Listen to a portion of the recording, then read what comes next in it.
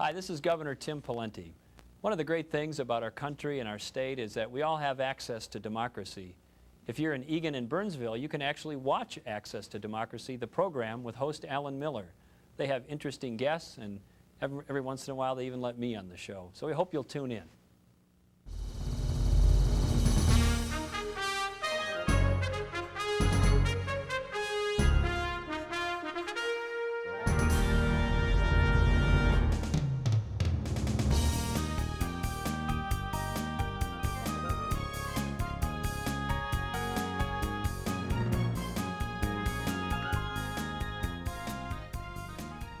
Welcome to the 20th anniversary special of Access to Democracy. I'm Don Shelby, and I'm pleased to be the host for this show. It's highly unusual that a talk show, particularly an interview talk show on public access television, can last for an extended length of time. It's even more unusual that it mainly consists of half-hour interviews. And yet here we are, celebrating Access to Democracy's 20th anniversary. It started with one interview, and it's grown to become a network of 29 cities throughout Minnesota and is available worldwide on YouTube. So let's go back to the beginning. 20 years ago, Alan Miller was asked to step in and conduct an interview of a local Minnesota legislator from Eagan for what was then Burnsville-Eagan Community Television. After the interview, Alan asked his wife, Sharon, now the program's co-producer, for a critique. She said, "You had all the personality of a shirt cardboard." Alan was crestfallen, but determined. And here we are 20 years later with what has become the longest lasting and very popular Access to Democracy. Alan, congratulations on 20 years. Don, thank you so much for that.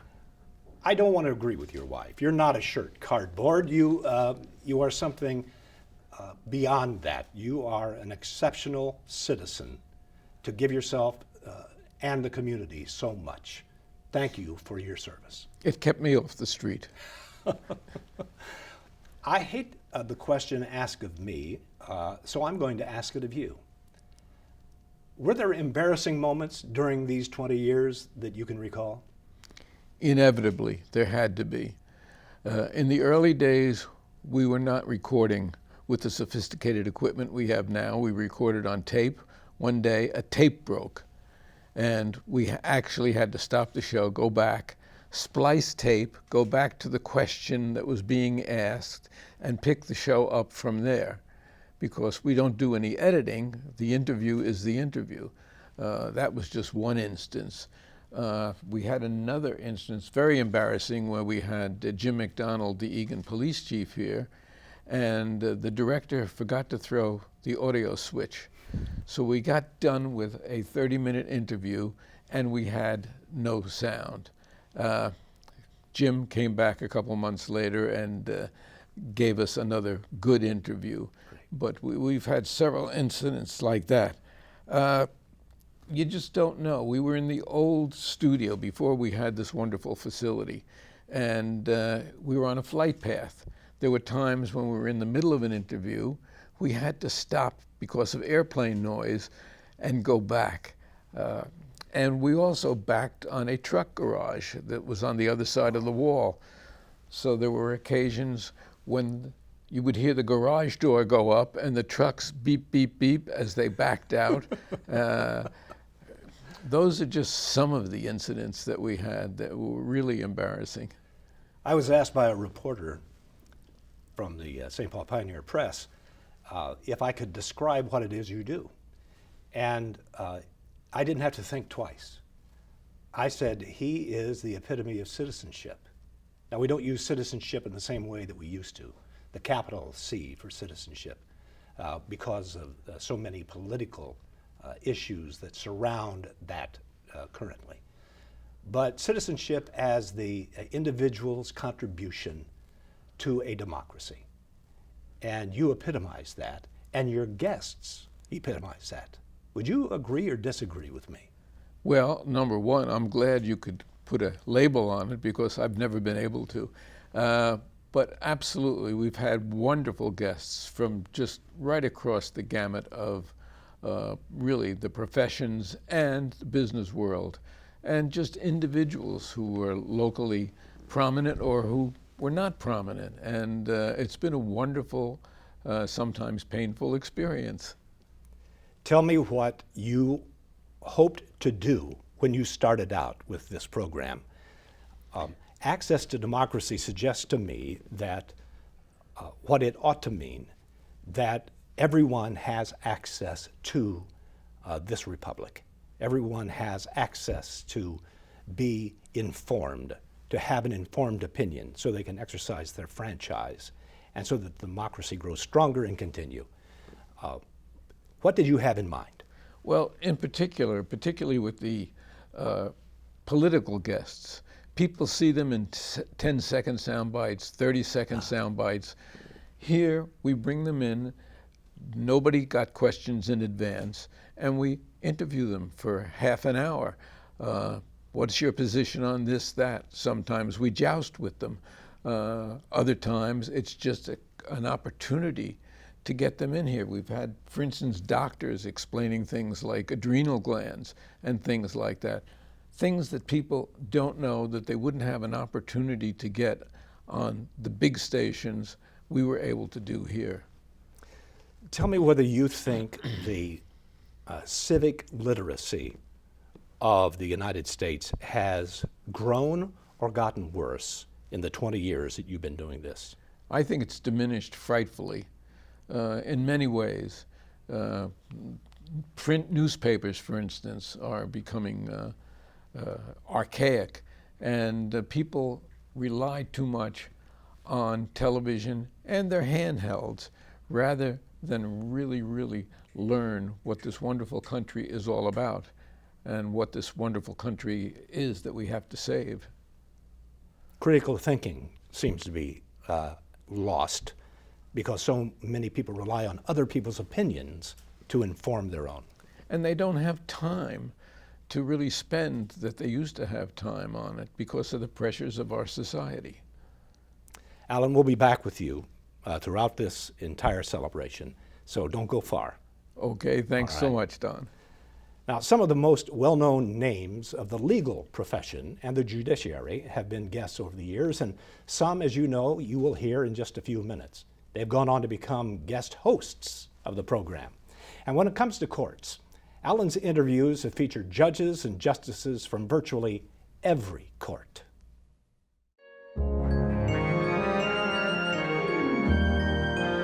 So we want to give people an opportunity to make amends. David Knutson first appeared as a guest 15 years ago when he was a Minnesota legislator, and now he's Deputy Chief Judge in the First District Court. When it comes to the Minnesota Supreme Court, almost all the current and many former justices have been guests, such as Chief Judge Eric Magnuson and Justice Paul Anderson, while Natalie Hudson, David Lillehog, Margaret Chudich, and Paul Thiessen are 4 of the 7-person bench. Justice Wilhelmina Wright, because the legal issues that we confront are very difficult issues at the Supreme Court, is now a federal district judge, while Justice David Strauss sits on the 8th Circuit Court of Appeals, the second highest court in the nation. Chang Wang is a Chinese-American attorney. We had 902 prosecutions for drug-related offenses in Dakota County last year. That's 42%. James Backstrom is the senior county attorney in the state. Teresa Nelson and John Gordon represent the American Civil Liberties Union, as Chuck Samuelson did for years, while Richard Thornton and Craig Lisher are special agents with the Federal Bureau of Investigation. A regular guest on the program is the former Associate Justice of the Supreme Court of Minnesota, Paul Anderson. He joins us now. Now, we're going to spend some time double-teaming you, Your Honor, but thank you very much for being on the program. Actually, the thank you goes back from me to Alan and the show. I just can't emphasize enough what a privilege and honor it has been to have been associated with this show and its mission and what it's all about. It's really quite an experience to have been associated with it. And I have watched you not only as a guest on this program, but as the lead interviewer on this program. You've been asked to step in on a number of occasions. Yeah, I've had fun. I had a lot of fun recently with Senator Dave Durenberger. And you know, to be a good host, like Alan, you need to know your guests, but Dave and I have so much history, so, and that's another key with respect to Alan. You got to make the interview seem like they're a conversation. You know, it's not an interview. I mean, you're sitting down with a friend and talking about substantive things, but it's very collegial and friendly, but at the same time going at some really big issues. So, Why don't you tell us how you first came as a guest on Access? Well, actually, it was a kind of a selfish purpose in a way.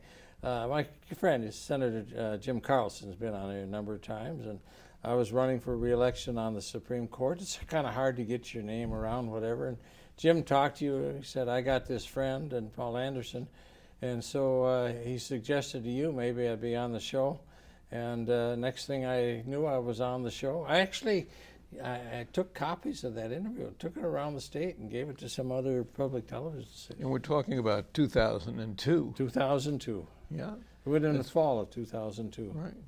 Now tell me what access to democracy means in the framework of our institutions, voter participation, the informed opinion.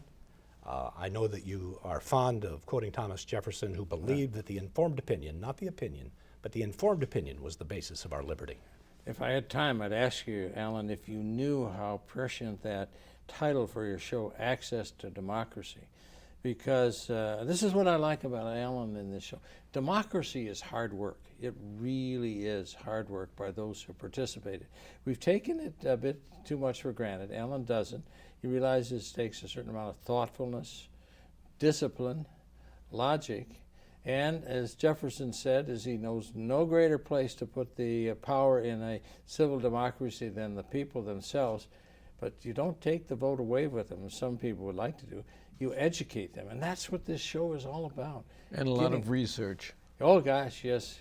I mean, and Alan's kind of fun. I mean, he would be on the show. I mean, early on. I mean, this show, it's not a foregone conclusion in the last 20 years, okay?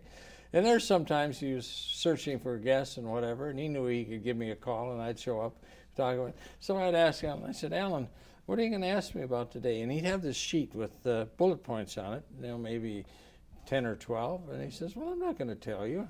And so we would just get into a good interview, and we'd always run out of time.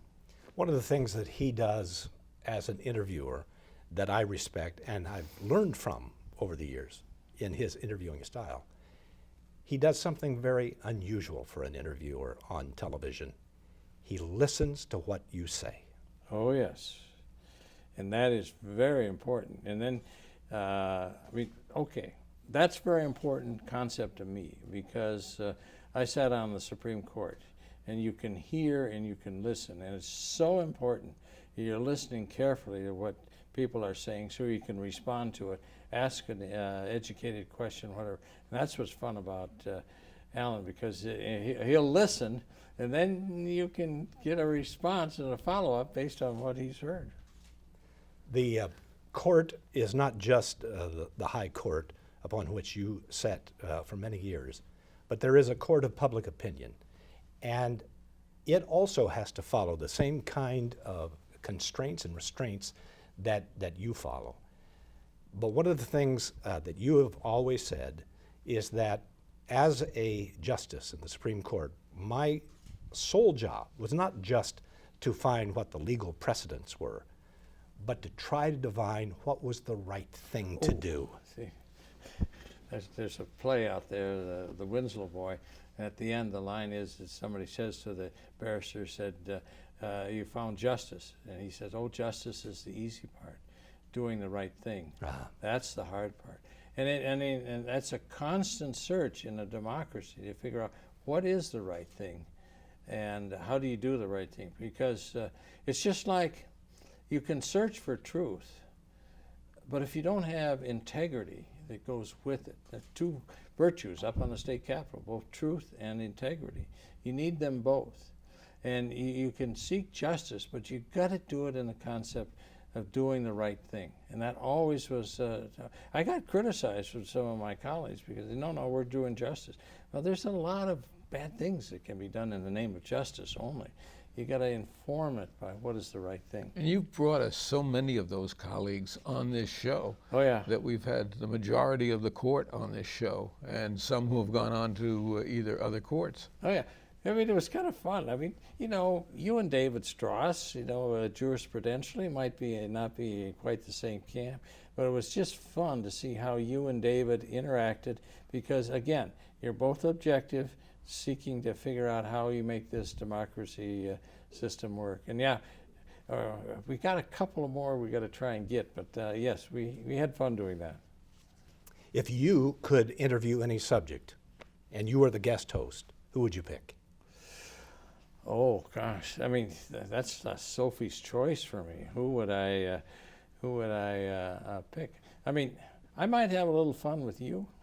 Okay. Okay, I'm going to pick you because you would be one of the people in that list. And the interesting thing I would want to probe with you is that you are a journalist. There's no question about that. You got your start as a journalist, but you were trained by an actor, Dave Moore. And then you were part of the news media in the transformative era.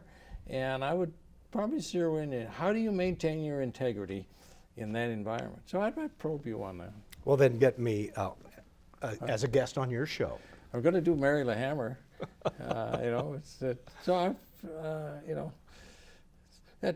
That's a hard question to answer because there's too many. Yes. Thank you so much, Paul.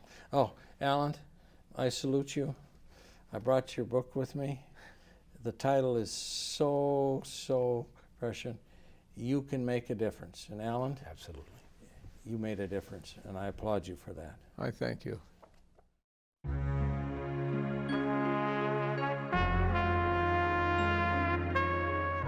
Congratulations to Alan and the whole team at Access to Democracy for 20 years of bringing smart, informative interviews to our communities. The work you do keeps Minnesotans engaged in our democracy. It's been an honor to be a guest on this show many times, and every time I'm grateful for the engaging conversation and the chance to talk about the issues that matter most to my neighbors here in the 2nd District. Keep up the hard work, and congratulations again on 20 years. Looking forward to many, many more. Oh, Access to Democracy finally made it to 20th, despite all odds, despite everything. Good for you, Access to Democracy. I'm sort of intricately involved, and I'm so delighted to see that. I'm so pleased and happy for the show, and I wish Access to Democracy, another 70, maybe 150 years of existence and thriving and success and many, many, many wonderful guests. So happy birthday, Access to Democracy. Almost said Alan. Another one of the frequent legal guests on Access is attorney Mike Cerisi.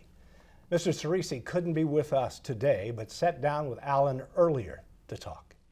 We're very lucky to have with us today an attorney who's really a household name to any attorney in the world. He's also not only one of the top 10 attorneys in the United States, as voted on by his peers, but also recognized worldwide. Mike Cerisi. And Mike, really welcome. Alan, it's great to be back. In the days when we were first starting out, 20 years ago. On Access to Democracy, 20 years ago, it wasn't so easy to get guests. But Mike Cerisi, who never forgot his humble, really background, made himself available to us, and he's come back time and again over that 20 years, something that's really appreciated. And what is it about Access to Democracy that brought you back here? Well, it's one of the few programs, I'm a little biased in this, but it's one of the few programs, in my judgment, that still gives people the opportunity to listen to someone without the rabid partisanship that we have in our political discourse today. I mean, you get to listen to people and you get an exchange of viewpoints. You're a tremendous interviewer. You always have been, Alan, and you draw people out in a way that enables folks out there who may have a different opinion to listen to the other side. You know, one of the things that I think today that's so different than probably when we were growing up is that we seem to have a lot more people that don't know what they don't know. And I would say that's an understatement. You yeah, can start that at the very top and work your way well, down. yes, without naming names, but it's a bipartisan issue, and it's unfortunate because I think it's poisoned the political discourse that we've always had in this country. Now, one of the things about Mike Cerisi, and when I say you never forgot humble beginnings and where you came from, you were the attorney in the tobacco case. You were the attorney in the Bhopal case. In India, you were the attorney in so many big cases, but you never forgot, and you formed a foundation. Tell us a little bit about the foundation. Well, the Cerisi Walburn Foundation was formed after the tobacco litigation. It was formerly known as the Robbins, Kaplan, Miller, and Cerisi Foundation for Children. It's now the Cerisi Walburn Foundation for Children. The name was changed to honor really Roberta Walburn, who, as you know, was instrumental in the tobacco litigation. I worked with her. I was privileged to work with her, and have been since 1985, I think it is. And the foundation is dedicated to primarily education. We've made grants of over $24 million, and we believe that all of our children are entitled to the opportunity for a education that will enable them to reach their full potential. And that's what we're trying to do. And I really appreciate you coming in here today, because you're not going to be available on the day when we're putting all this together for our 20th anniversary show. But you have been so much a part of our 20 years that we would be remiss if we didn't spend some time with you. Well, I appreciate it, Alan. You've had so many extraordinary guests that I consider it a real privilege that you even asked me to come on and talk with you. We are honored, not to throw the accolades back and forth, but we are honored every time you spend time out of what's really a busy life to come in here and share. Sometimes we talk politics, sometimes we talk law, sometimes we just talk. And it's so refreshing to have that 27 and a half, 28 minutes with you, not in sound bites like we get on most programs today. Yes, I think that's the difference with Access to Democracy. I mean, we get these, as you said, sound bites, and you really don't get a sense of what people are about, where a fullness and a richness of their issues and what they believe in. And as a result, we don't get the type of discourse that we need in the political arena. Well, our door is open to you whenever you are available, and you generally make yourself available. Well, to keep us. it up. Keep it up, because you are an asset to this community, Well, as thank everybody knows. And this program has been instrumental in, I think, elevating discourse across a wide variety of issues. We like to think so, anyway. And once again, now for over 20 years, actually, I have been talking to Sylvia in your office, and she has been setting everything up. And I just spoke to her as you were coming in today. And one of these days, tell her we have to meet and break bread, because we've never actually met face to face. Oh, you haven't? No. Oh, you should come downtown, or we'll get Sylvia out here. And let me also say that Sharon has been. She's not just your better half. Without her, this program wouldn't be what it is. Well, thank you, and she would certainly appreciate that. It goes the other way with Ann also. Thank you. We have shared a few social events as well as this program, and really, really appreciate the fact that you spend your time with us and make yourself available to us. Well, thank you, Alan. I really appreciate it. Thank you. When you do a show that features a great many politicians, legislators, and candidates for office, you want to represent both sides of the political spectrum. And as Alan found, that's not an easy task.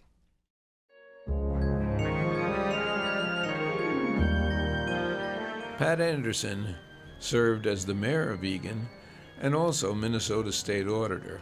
Plus, she was a member of the Republican National Committee. Pat has been a frequent and favorite guest. We would go toe-to-toe over differing views, but we always concluded as friends. Do that, even though I was very partisan, mentally, as you know. To even things up, Ken Martin, chairman of the Democratic Farmer Labor Party, has been a frequent guest. Over the years, both Republican Governor Tim Pawlenty and Democratic Governor Mark Dayton were interviewed, along with now presidential candidate and Senator Amy Klobuchar, former Senators Al Franken and Dave Durenberger, mayors from several cities, state representatives, and state senators who made numerous appearances.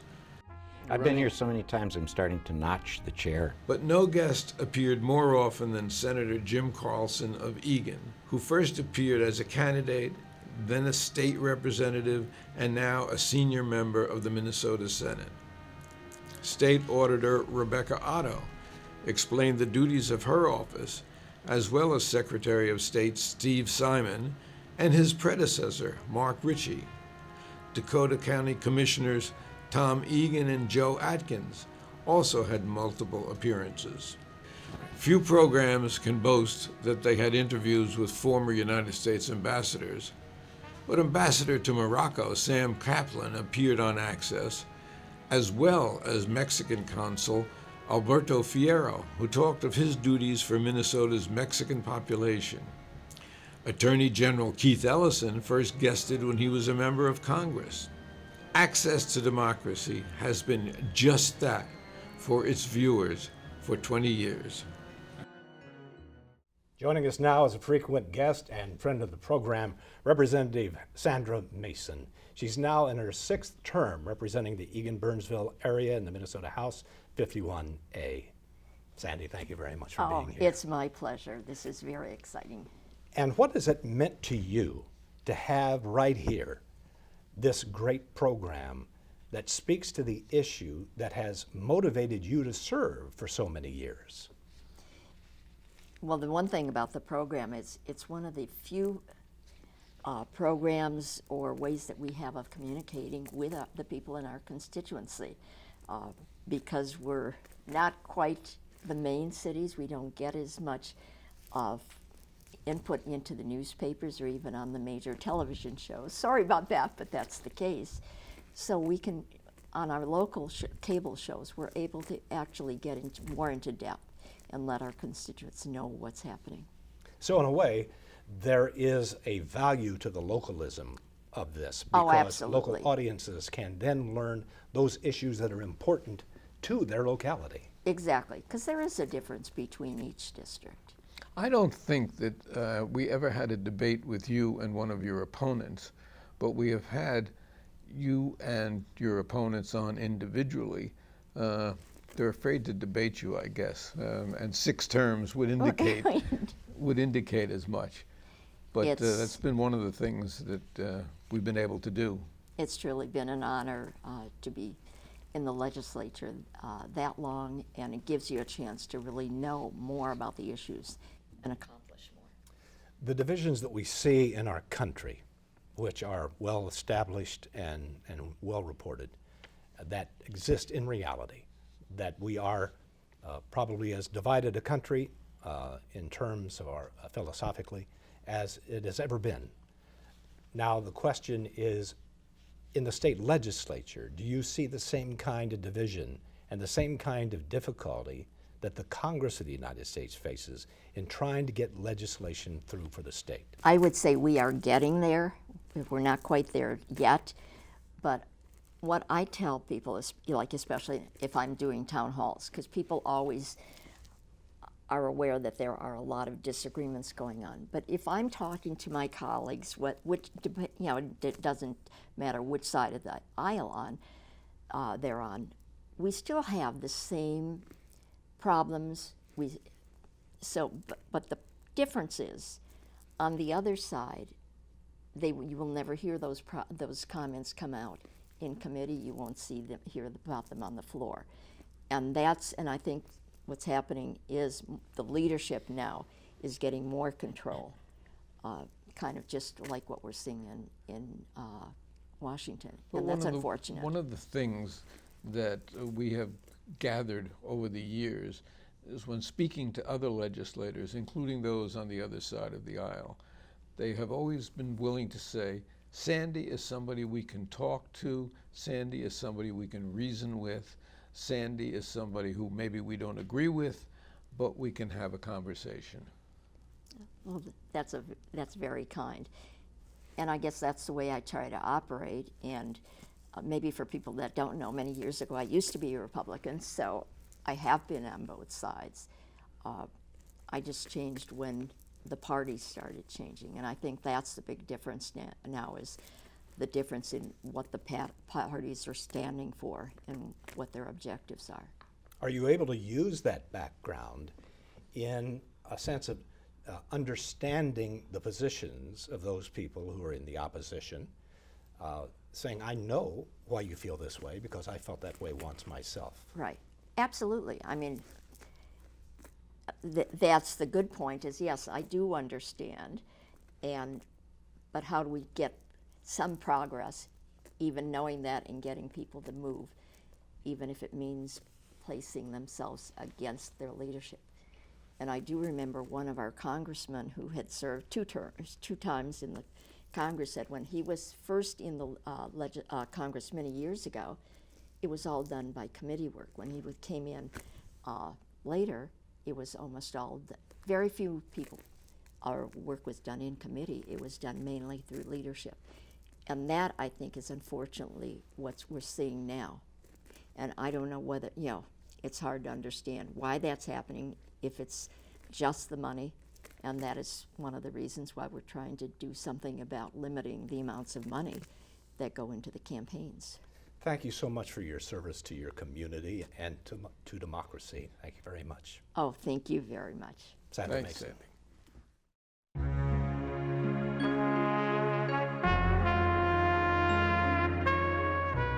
I'm Eagan Mayor Mike McGuire, and I want to issue a heartfelt congratulations to Alan Miller and to Sharon Miller for their 20 years plus of service volunteering for Access to Democracy.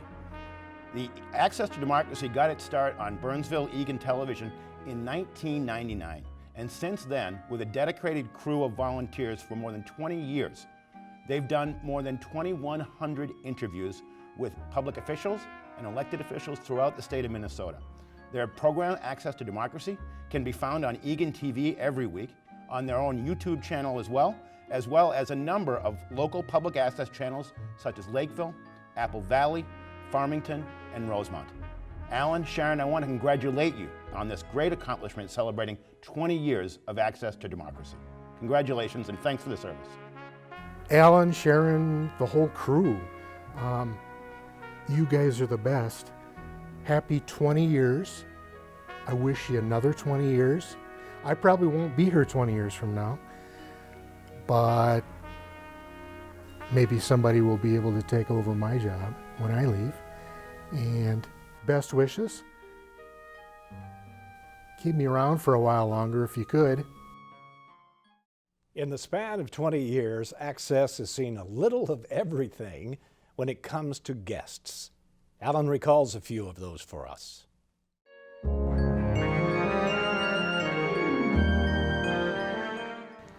Brisket, the service dog, was a big hit, as well as educators from college presidents to professors such as Alejandro Baer, Chandra Scott, Richard Logan, and perhaps the best known nationally, David Schultz.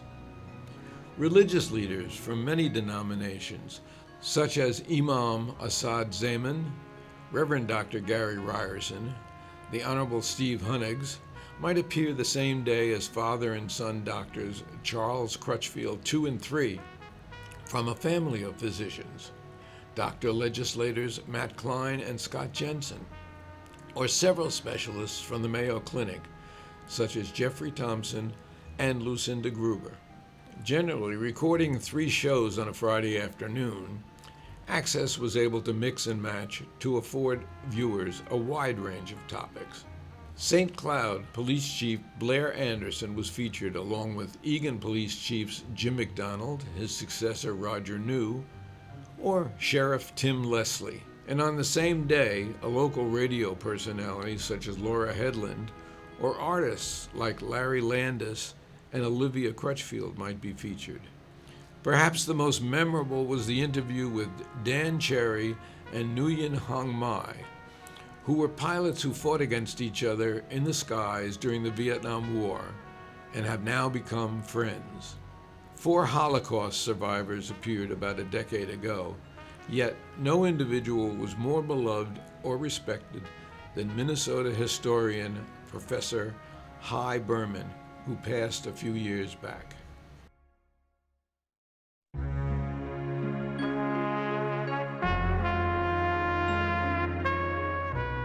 Alan and Sharon and everybody on the crew, I've been dispatched by the Dakota County Board. I'm supposed to read this letter to you, but you know we mailed it to you. So I've made an instant decision. I'm going to conduct this like one of your interviews when I've been on Access to Democracy, which is we just kind of go with the flow and wherever it leads.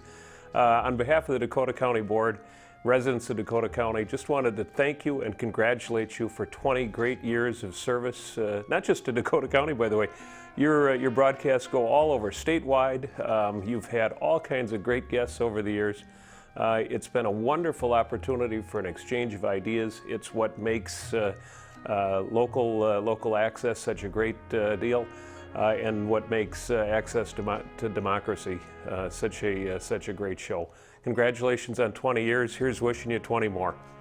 Well, Alan and Sharon and everyone involved, I would like to say congratulations for persevering on 20 years now of creating and putting this show on. I can see how much work that it's probably been on an ongoing basis, and I think it's great that you're bringing all this variety of information to the public. Thank you for doing that. Well, most of our programs have been shot in the studio, either our former location or our beautiful state-of-the-art studios in the Thomson Reuters building here in Eagan. We have had some very eventful programs on the road. 2 years after Hurricane Katrina, we traveled to New Orleans and shot what became a 45-minute special as the city still fought to recover from the devastation. We also ventured in Cedarvale Lanes here in Eagan to shoot 3 shows on separate occasions with bowling pro Scott Pohl and some of his students as he talked about techniques and talent. I was one of those students, but still never got a strike on TV. Baseball has always been my favorite sport, although my ability was and is questionable. But I digress. For a number of years, Sharon and I attended Twins Fest, the preseason gathering of Twins players, personnel, and fans. And during those occasions, we had the opportunity to interview dozens of players, everyone from Joe Mauer down to TC, the Twins mascot, who doesn't speak but who swallowed my head on camera. We also went to the Fort Myers training facility and conducted interviews with players, people from the front office, and fans who had traveled to Fort Myers to see the spring training. Team President Dave St. Peter has been on the show annually for over a dozen years with preseason forecasts, but let's hear from him. Our next guest is the president of the Minnesota Twins Baseball Organization, Dave St. Peter, one of Alan's favorite all-time guests. So, Dave, welcome to the program. You know, it's an honor to be here, Don. Great to see you. And, Alan, it's great to be with you. Congratulations on 20 years. It's unbelievable. Hard to believe. And you've been with us a lot of those years. And we've had up years and down years. And here we are with half the team injured, but we're still hanging in first place. Yeah, so I had really hair when we started doing these shows 20 years ago. Yeah. And you're right. It's been a great summer for the Twins. And as we tape this show here today, we're getting ready for the final push towards hopefully will be a long postseason run in October. Dave, it is not lost on me that baseball is our national pastime. And without a democracy, without the participation of all of the players and all of the fans that come to the ballpark and all that watch on television, it is sort of a mirror of our entire system. So democracy must have a special place in your heart, not just because you are an American and because you've learned the history, but because it represents the freedom that you have to participate in this national pastime. No doubt, Don. And I think this program is really, at the end of the day, all about community. When I think about Twins baseball, I think what we do at our core is bring community together. Sometimes that's listening on the radio, sometimes it's watching on television, sometimes it's talking at the water cooler and complaining about last night's game or championing last night's game. Obviously, we bring people together at Target Field. But I think it's the beauty of it. It's the beauty of pro sports, but particularly baseball. We play 81 home games, 162 games total. It's every single day. And on any given day at that ballpark, there are people of all political persuasions and different economic means, and it remains an affordable game. It remains a game that's all rooted in family and kids. And those are the things we have to remind ourselves every day. We have to protect that. We have to be a good steward for that. And good years or bad years, those things are true. But when the Twins are relevant and playing the way we are, I think we're all reminded how special it is to have them here in Minnesota. I think it's important that you're not checking whether a person is a Republican or Democrat or independent as they come through the door. But what that also means to me is that if the country could operate in a way that a crowd at a baseball game operates, and that is we're all rooting for the same team. So to broaden that, I mean to say all Americans are rooting for America, or should be, rooting for the goodness that is the ideal. And I think that there is a great parallel between the game of baseball and what we're trying to accomplish in putting a good product on the field. Yeah. And that is what they're trying to do, we hope, all the time in Washington. Yeah, you know what, I couldn't agree more. And I will say this, another parallel to me is I think we spend a lot of time talking about what's wrong with baseball, and we don't do a good enough job championing what's right with baseball. I think probably you could say the same thing about our country. We spend a lot of time focusing on the challenges our country faces, rightful challenges, but there's a lot of great things happening in this country, and that's true no matter who's in the White House. And I'm proud to be an American. I'm really proud to be a Twins employee and a baseball fan. And we're proud to have you on Access to Democracy regularly and with passion. Well, you know, I appreciate that invitation, Alan. You have been persistent. You've also been a great baseball fan, you know, and I think this is a platform for us to talk Twins baseball. We always welcome that, but I've always appreciated your approach. And again, it goes back to community. This has been a mission for you. Some people enjoy golf or travel in their later years. You've enjoyed producing great television, and something that I can get behind and support and want to be part of. Well, I still remember my hit. One hit. Hey, that's one more than a lot of people have. Right, Alan? The president of the Minnesota Twins baseball, Dave St. Peter, thank you for being with us. Thanks for having us. Thank you, Dave.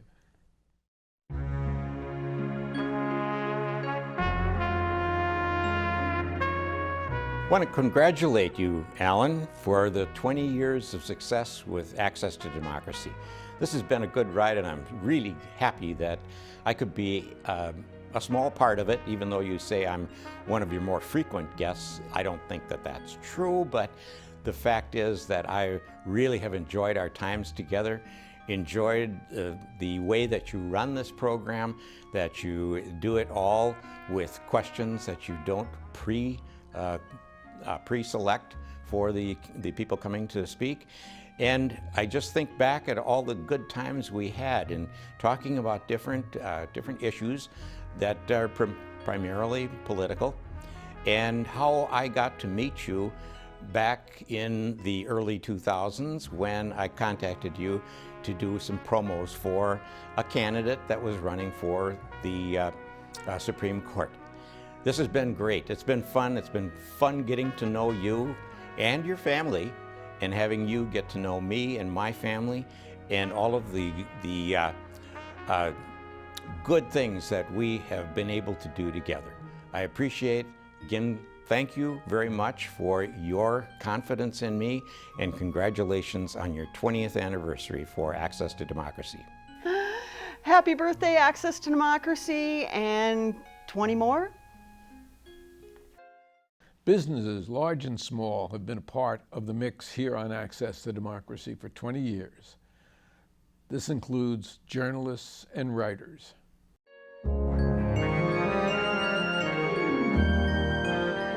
What I didn't anticipate today, that we were going to have Santa Claus as a guest this early in the year. Mike Burbach, Vice President and Editor of the St. Paul Pioneer Press, has been a frequent guest for over a decade, offering a calming perspective to a fragmented society.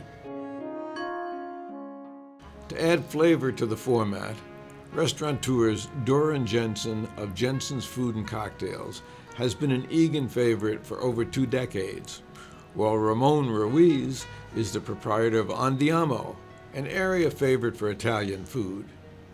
Ramon even appeared with some of his favorite dishes, and the volunteers had a feast after the show. I grew up along the 45th parallel. Paul Werney worked hard to leave the construction business and become a distiller. His 45th parallel spirits in neighboring New Richmond, Wisconsin, has garnered a national reputation. Tim Quady decided against becoming an investment banker to found Blue Rhino Studios in Eagan, now a leading supplier worldwide of sculptures and replicas for museums. On the cultural side, Theater in the Round, now in its 68th year, routinely kicks off the season with a presentation of upcoming plays, with directors, actors, and board members visiting Access. While some of Minnesota's best-known national authors and novelists, such as David Housewright, Marilyn Jacks, Sean Otto, or is that a secret? No, it's not a secret, and Matt Goldman, stop in to discuss their latest books. Thriller writer Brian Freeman was recently selected to continue the Jason Bourne series, created by the late Robert Ludlum. Perhaps nothing is as satisfying as our Access spin-off, Behind the Game, hosted by well-known sports experts and former guests Patrick Klinger and Bill Robertson. They have brought in nationally known sports executives, owners, coaches, and officials as their guests. Thanks, Patrick. Nice to be here. Appreciate it. They recently shared memories with Mark Rosen, who recently retired after 50 years as the area's most popular TV and radio sports personality.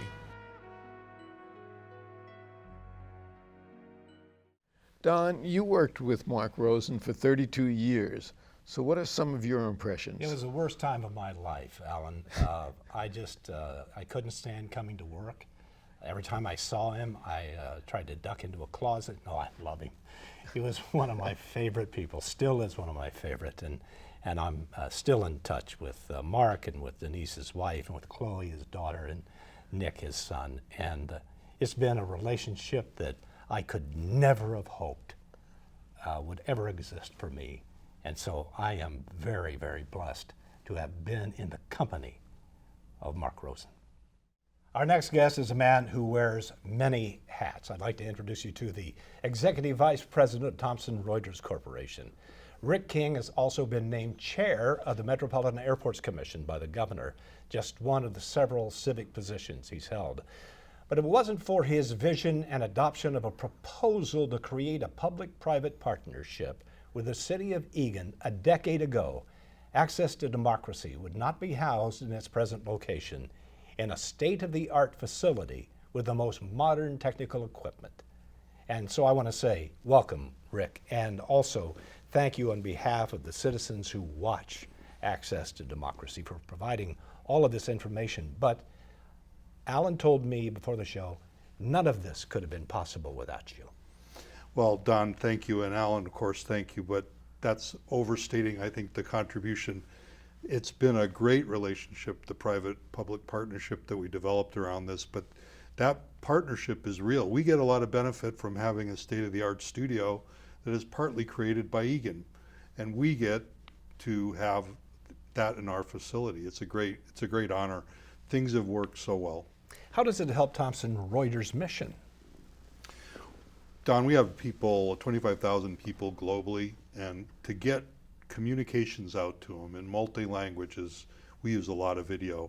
Video is the way we can communicate through time zones, through those language issues, and get people all on the same message.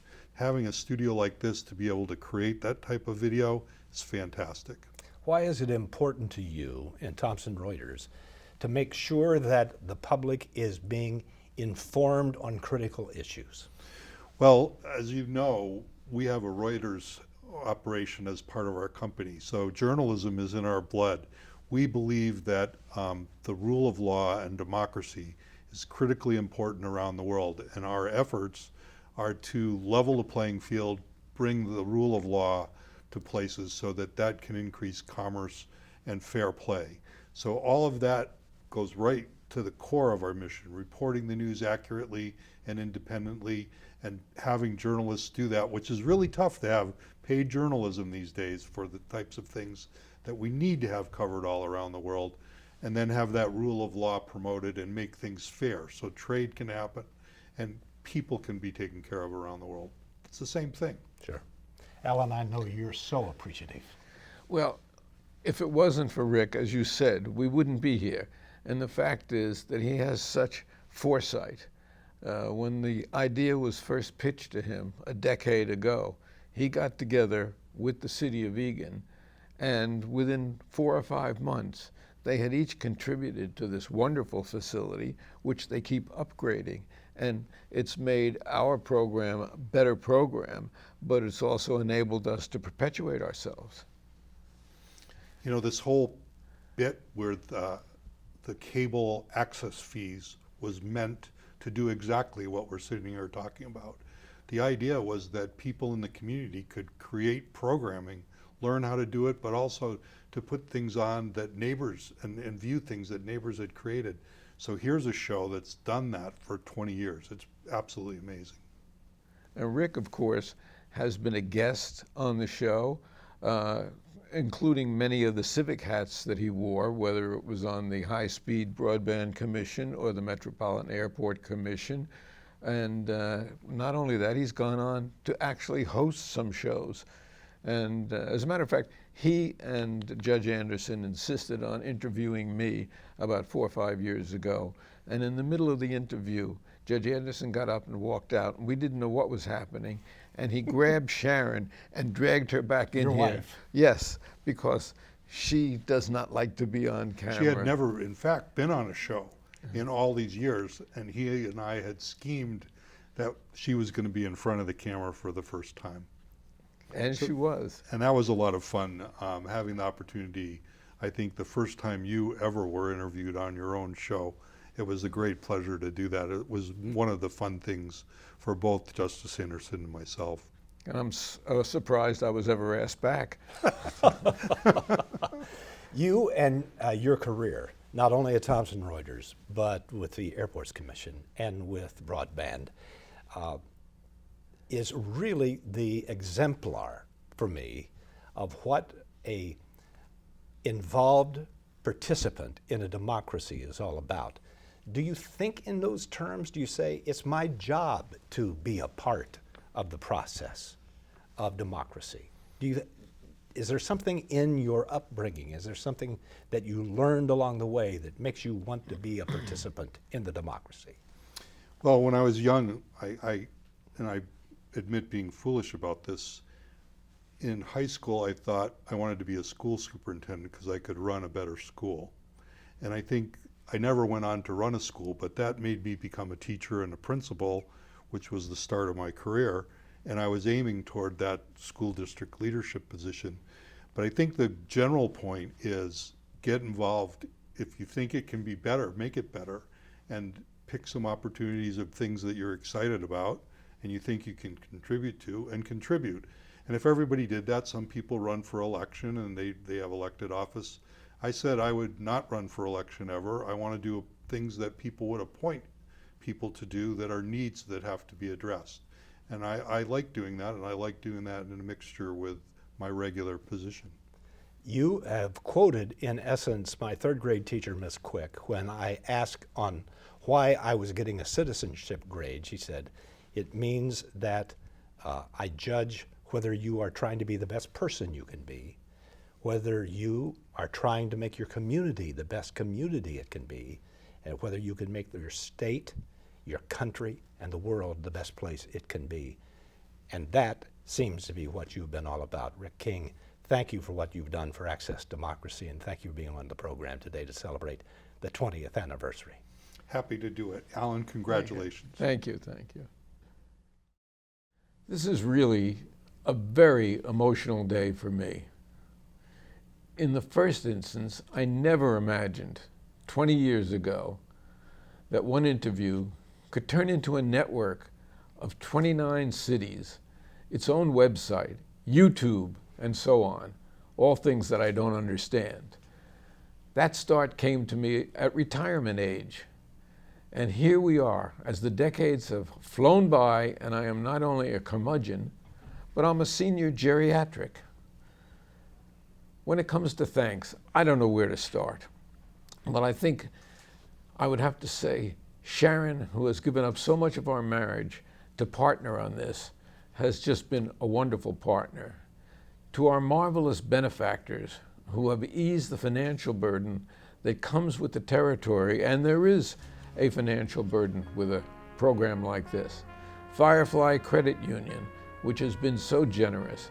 Sun Country Airlines was with us for a few years. Dr. Charles Crutchfield has been magnificent and never says no. Anthony Andler of Jaime's Haberdashery, and of course, Thomson Reuters and Rick King, without whom we wouldn't be here today, as you have heard.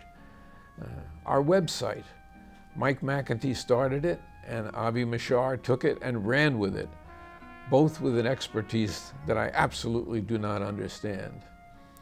In those early days, Bob Cooper was the floor director, long since gone from that post, and Dwayne Brucehaber was a constant who passed much too early. To the numerous volunteers, such as the 2012 crew memorialized in a photo that you have seen, to my student interns from over a decade ago who kept the volunteer positions filled, and to those who still keep it filled. Mary Dahlke is the consummate professional. She's given so much over 15 years as our director, adding her humor, her countenance, her advice, and even her rock collection. Raven Miller came on as a student, and he doesn't know when to quit, but he'll very quickly tell you, no, he's not a relative. Avi, who has doubled with the website as a member of the crew, and so much else. Rita Tester and John Braun, who undoubtedly had better things to do but always showed up. And a special, special thanks to the real pros at Egan TV, who have been so instrumental in putting this program together. Dan Callahan, who's been here since when? How long? You're kidding me. Haley and Josh, the innovators, Mike McEntee, who has brought a real professionalism to Egan TV, and to all the others, my heartfelt thanks. In 20 years, I only missed 2 shows. Even with broken bones and operations and whatever, but it's the guest hosts who have stepped in and really picked up the cudgel. The aforementioned Rick King, former Supreme Court Justice Paul Anderson, Steve Venable, Richard Logan, Steve Francisco, Professor David Schultz, best known from television, best friend Bill Raker, and the distaff side of our hosting, Roxanne Mashar, and Holly Jenkins, who has become a real pro behind the mic. All these people have made the show what it's become, and it wouldn't have survived without them. It's made me a household word, but in perspective, so is garbage. To one and all, eternal thanks. I would be remiss also, and I am really humbled that Peabody and Emmy Award winner Don Shelby, who sits alongside me, has agreed to host the show and share this day. And a special thanks to Betsy Luffs of Thomson Reuters, who helped put it together. Now, let's go have cake. Congratulations, Alan. Thank you. Wonderful.